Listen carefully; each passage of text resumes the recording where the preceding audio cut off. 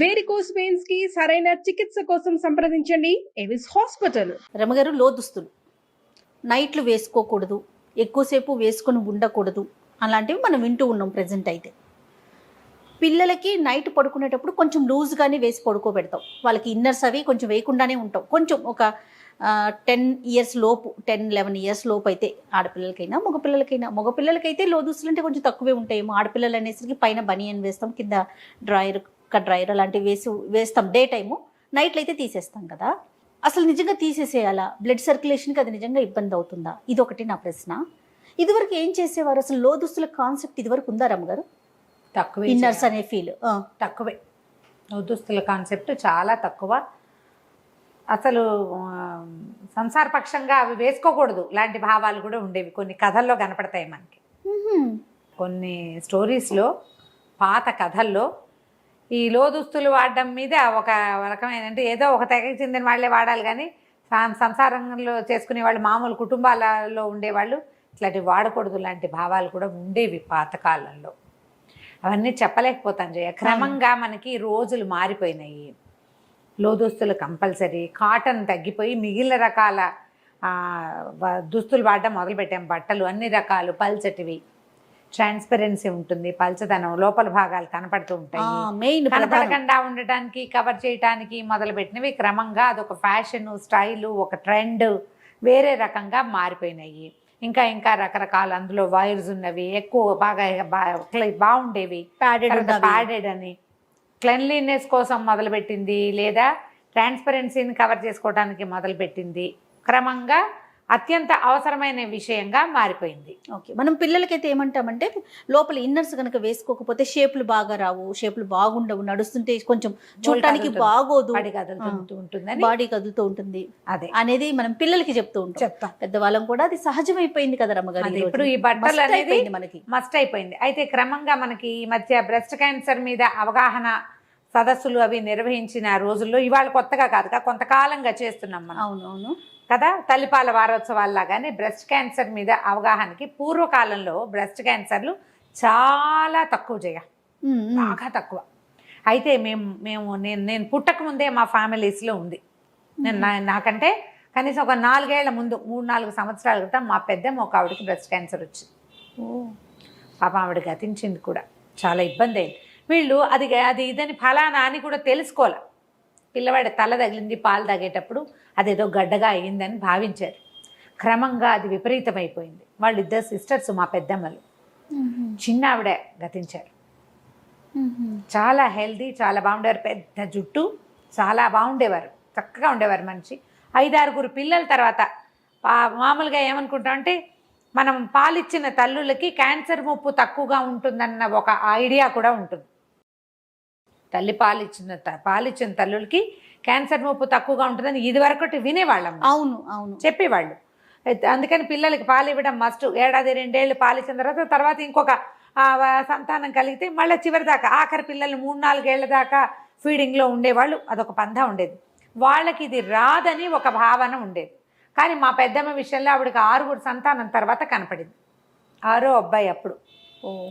ఆవిడ పోయాక మా ఇంకో పెద్దమ్మ, ఆవిడ మాత్రం ఆ రోజుల్లో రేడియేషన్ కరెంటు పెట్టడం అనేవాళ్ళు చేయదు. దాని పేరు అదే, చాలా ఏళ్ళ దాకా.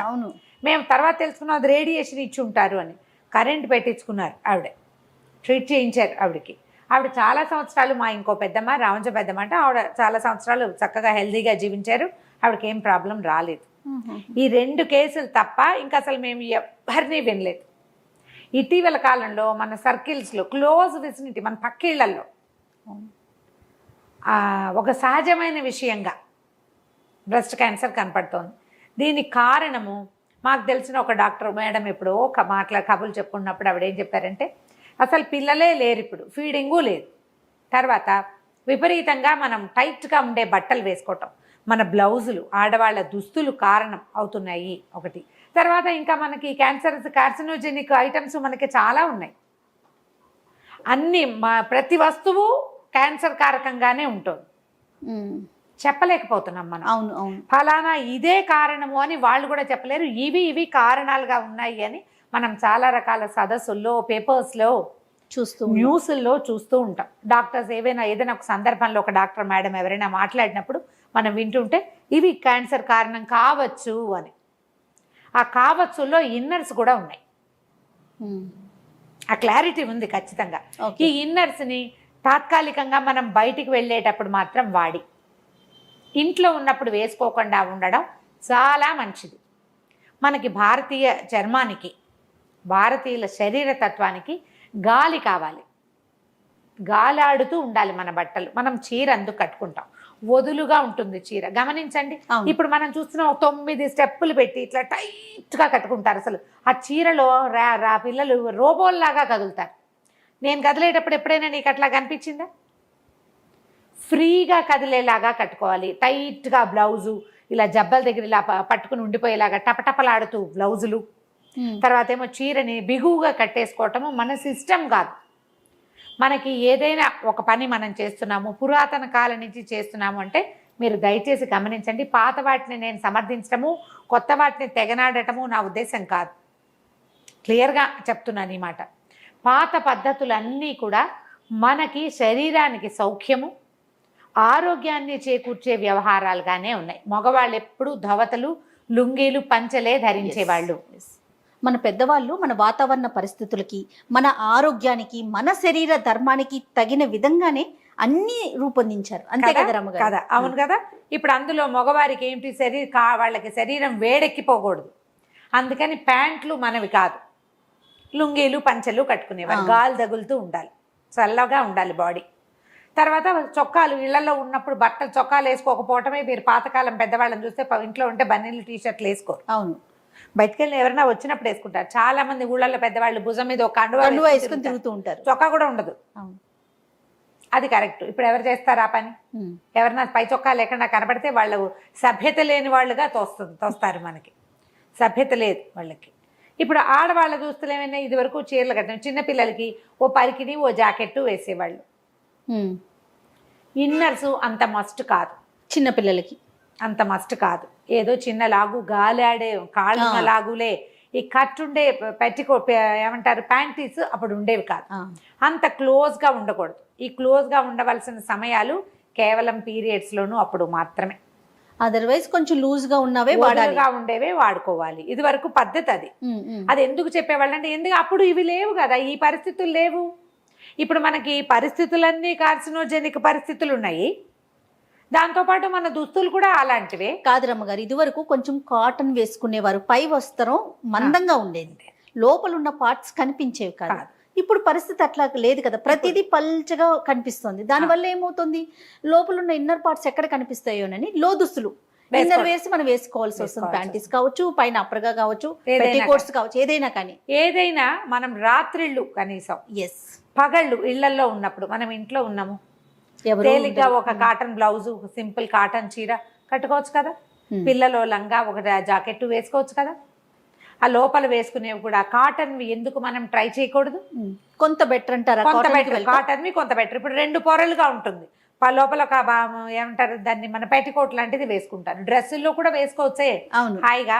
పైన ఉన్న డ్రెస్ ఎలాగో ఉండనే ఉంటుంది. డ్రెస్ వేసుకుంటారు, ఇప్పుడు చొక్కాలు వేసుకుంటున్నారు, టీ షర్ట్స్ వేసుకుంటున్నారు, ఏవో ఒకటి. వాళ్ళు ఏవి వేసుకుంటే చీరలే కట్టుకోండి అంటే ఎవరు కట్టుకుంటారమ్మా చెప్పు? అది కష్టమే కదా, అది చేయలేరు, చెయ్యలేం. కానీ మనం చేయగలిగే కొన్నిటిని మనం మార్చుకుంటే కొంచెం, ఇది దీనివల్ల పూర్తిగా ఇది రాదు అని చెప్పలేరు, వాళ్ళు కూడా చెప్పలేరు, డాక్టర్లు కూడా. కానీ ఇది ఒక అవకాశం. నైట్ మాత్రం మాక్సిమం లూజ్గా వదులుగా ఉండేవే కానీ, గాలి ఆడేవి వేసుకోవాలి. కానీ ఇన్నర్స్ టైట్గా ఉండేవి, లోపల భాగాల్ని బిగువుగా పట్టి ఉంచేవి, కదలికలకి వీలు లేకుండా ఎలాస్టిక్ ఒరుసుకుపోయేలాగా ఇలా వేసుకోవద్దు. ఇట్లా వేసుకోకూడదు. పిల్లలకి వేయబోకండి. చిన్నపిల్లల్లో కూడా ఇవాళ రేపు చాలా రకాల సమస్యలు కనపడుతున్నాయి. ఈ స్కిన్ ర్యాషెస్ వస్తాయి, ఎలాస్టిక్స్ సూట్ కావు, కొంతమందికి దాన్ని ఏమంటారు ఆ హౌజరీ మెటీరియల్ కూడా సూట్ కాదు. ఇప్పుడు కొత్త రకాలు వచ్చినాయి, ఇందులో కూడా ఎలాస్టిక్ లేని రకాలు. అవునవును, ప్యూర్ కాటన్లోనే కొంచెం హౌజరీ టైప్లో చేస్తున్నారు. అవి ప్రిఫర్ చేయండి. 1కి 2 వేసుకుంటే అంత కదలిక కనపడకుండా ఉంటుంది. ఎలా ఉందో దాని పదార్థం తాలూకు వైశాల్యము అది కనిపించకుండా ఉంటుంది. సరిపోతుంది, అలా చేయొచ్చు. ఈవెన్ పెద్దవాళ్ళు కూడా అది ప్రిఫర్ చేయొచ్చు. ఇది వరకు ఏం చేసేవాళ్ళు, ఏదో కాటన్ చెప్పుకుని రవికలు వేసుకునేవాళ్ళు. రవిక అంటే ఐడియా ఉందా మీకు? ముడి వేసుకునేవాళ్ళు. బ్లౌజులకి హుక్స్ ఉండేవి కాదు, క్రాస్ బెల్ట్ ఉండేది కాదు బ్లౌజ్కి. ఫ్రంటా బ్యాక్ ఫ్రంటే. బ్యాక్ ముడేమో శకుంతల నాటి కాలం నాటివి. ఓకే. స్తనవల్కలం అనేవాళ్ళు దాన్ని. వెనకాల ఇంకొకళ్ళు ముడేయాలి, రెండో వాళ్ళు సహాయం చేసేవి. పాతకాలం ఎప్పటిదో పూర్వకాలపు గాథల్లో తనవలకలము ఒక వస్త్రాన్ని ఫ్రంట్ నుంచి బ్యాక్కి తీసుకెళ్ళి వెనకాల వీటి మీద ముడేయటం ట్రై చేసేవాళ్ళు. అది పాతది.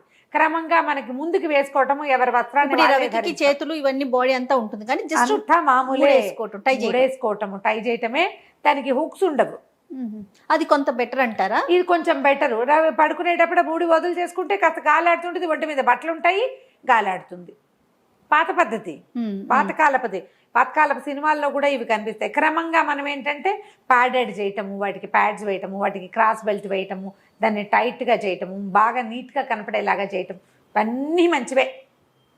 కాలక్రమాన మనం 100 నేర్చుకుంటాం. నేర్చుకున్న ప్రతిదీ మన తాలూకు ప్రజెంటేషన్ బాగుండేలాగానే ఉంటాయి. ఇది మనకి హెల్త్ పరంగా ఏమైనా ఇబ్బంది పెడుతుందా అనేది ఒక క్వశ్చన్ ఎవరికి వాళ్ళు వేసుకోండి. కొంత వయసు వచ్చాక 40s దాటాక తప్పకుండా మామోగ్రామ్ తీయించుకోవాలని చెప్తున్నారు. మామోగ్రామ్ తీయిస్తే ఏమైనా బ్రెస్ట్లో టిష్యూస్ వాచనే మనం సొంతంగా చెక్ చేసుకునేది కూడా ఇవి కనిపిస్తున్నాయి. ఎట్లా బ్రెస్ట్ చెక్ చేసుకోవాలి, శరీరంలో వస్తున్న మార్పులు, ఎక్కడైనా మచ్చలు, పెద్ద పెద్ద కాయలు లాంటివి వస్తున్నాయా, అలాంటివి మనం అబ్జర్వ్ చేయాలి. మనని మనం చూసుకోవాలి. ఈ బట్టల వల్ల ఏదైనా ఇబ్బంది వస్తుందా, టైట్గా కట్టుకోవడం వల్ల ఏమైనా చర్మానికి ర్యాషెస్ లాంటివి వస్తున్నాయా, దురద పుడుతుందా, పిల్లల్ని కూడా అబ్జర్వ్ చేయండి. ఎందుకంటే ఈ రోజున మనం ఏం చెప్పలేకపోతున్నాం. అవునండి, ఈ రోజు హెల్తీగా కనిపిస్తున్నారు, రేపటికి చూస్తే ఏదో చెప్పేస్తున్నారు. ఎంత భయం అనిపించేస్తుంది రమ్మగారు. అవును, పైగా మన కుటుంబాల్లో ఎక్కడైనా క్యాన్సర్ ఇవి ఉంటే కనుక ముందు తరాల్లో తాతలో, నాయనమ్మలో, అమ్మమ్మలో ఎవరైనా ఉంటే తప్పకుండా 40 దాటాక బ్రెస్ట్ చెక్ చేయించుకోవాలి ఎప్పటికప్పుడు. లేకపోతే అది చాలా సులువుగా వచ్చేస్తుంది. ఆ క్యాన్సర్ ట్రేసెస్ ఉంటే అవి తీసేయటము ఏదో చేస్తారు. దాన్ని అంతదాకా వెళ్ళే బదులు మనం రోజువారీ జీవిత విధానంలో కొన్ని మార్పులు చేసుకోవచ్చు కదా. అవును, ప్యాంటీస్ కాటన్వి ప్రిఫర్ చేయండి. ఎప్పటికప్పుడు పాడైనవి సంవత్సరాల తరబడి వాడద్దు. తర్వాత ఏమో ఈ వైర్లు ఉన్నవి, ఇలాంటివి ఇన్నర్స్, టాప్ వైర్స్ వాడబోకండి. ఒకవేళ వాడినా తాత్కాలికంగా ఇంటికి రాగానే మేకప్ తోటి చేసుకున్నట్టుగా ఇన్నర్స్ మార్చేసుకోవాలి. ఎక్కువ గంటలు ఒకే బట్టలతోటి ఉండబోకండి, ఇన్నర్స్ తోటి ఉండద్దు. ఇన్నర్స్ శుభ్రంగా ఉండకపోతే చర్మానికి కూడా చాలా సమస్యలు వస్తాయి. టైట్గా ఉండకూడదు. ఇప్పుడు ఇవి ఒకళ్ళు చెప్పక్కర్లేదమ్మా, అవును, డాక్టర్లే చెప్పక్కర్లేదు. మనకి మనం ఆలోచించుకోవాలి కదా. చెమటలు పడతాయి, మనం ఏదైనా పెర్ఫ్యూమ్స్ వేసుకుంటాము, దాని ట్రేసెస్ ఉండిపోతాయి. పౌడర్ రాసుకుని బట్టలు వేసుకునే అలవాటు ఉంటుంది కొంతమందికి. అవి కూడా కంటిన్యూస్గా ఉండకూడదు. 2 పూట్ల స్నానం చేయటం, చర్మంలో ఏవైనా విపరీతమైన మార్పులు కనపడుతున్నాయేమో చూసుకోవటం, ఎప్పటికప్పుడు జాగ్రత్త. మన శరీరాన్ని మనమే గమనిస్తూ ఉండాలని మొన్న మధ్య ఒక డాక్టర్ గారు చెప్తూ ఉన్నారు. గమనించాలి. ఎవరొచ్చి చూస్తారు, ఏదో వచ్చినప్పుడు కాదు, ప్రతిరోజు మనం అబ్జర్వ్ చేసుకుంటూ ఉండాలి. ఈ బట్టల వల్ల ఏమోనని ఆలోచించండి. ఇన్నర్స్ మాత్రం జాగ్రత్తగా సెలెక్ట్ చేసుకోండి. అక్కడి నుంచి ఆడ్ షేప్స్, మన శరీరం ఎలా ఉందో అలా కాకుండా వేరే రకం షేపుల్లోకి వెళ్ళకూడదు. సైజులు కరెక్ట్గా తీసుకోవాలి. చిన్న సైజు తీసుకుని ఇరికించి వేసుకోకూడదు. అవన్నీ కూడా మీకు బ్రెస్ట్ ఇష్యూని ఇబ్బంది పెట్టచ్చు. అవునవును, అలా చేయకూడదు. కొంచెం జాగ్రత్తగా మంచి చక్కటి కంపెనీని చూసుకోవాలి. ₹1 ఎక్కువైనా మీరు ఎక్కువ పెట్టినా సరే, ఎక్కువ పెట్టామని పగలు రాత్రి వేసుకోకూడదు. ఇంటికి వచ్చి ఇక మనం బయటికి వెళ్ళాము అని అనుకుంటే బట్టల్ని ఫ్రీగా చేసేసుకోండి. దానివల్ల మీ శరీరం చర్మానికి గాలి తగులుతుంది. ఏవైనా కొత్త రకపు ఇబ్బందులు రాకుండా ఉంటాయమ్మా.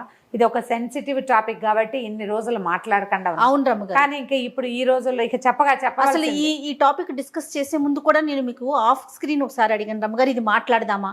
ఎందుకంటే చాలా మందిని చూస్తున్నాం, నైట్లు ఉంచకపోవటం, టైట్గా వేసేసుకోవటం, ఇవన్నీ ఎంతవరకు కరెక్ట్ అనేది. కానీ ఆన్ స్క్రీన్ మాట్లాడొచ్చా మాట్లాడుకోకూడదు అనుకున్నప్పుడు మనం అన్ని విషయాలు చాలా చక్కగా మాట్లాడుకుంటున్నప్పుడు చాలా మంచి విషయం కదా ఇది. ఇప్పుడు టైట్గా బట్టలు వేసుకోవాలి మీ తత్వం. బయటకు వెళ్ళేటప్పుడు అట్లా బాగా చక్కగా అంటుకుపోయి ఉండాలి మీ ఉద్దేశం. అది ఇంటికి వచ్చినప్పుడు ఫ్రీ చేయండి. ఎందుకంటే మీ శరీరమే మీ మేట్, అదే మీతో ఉంటుంది.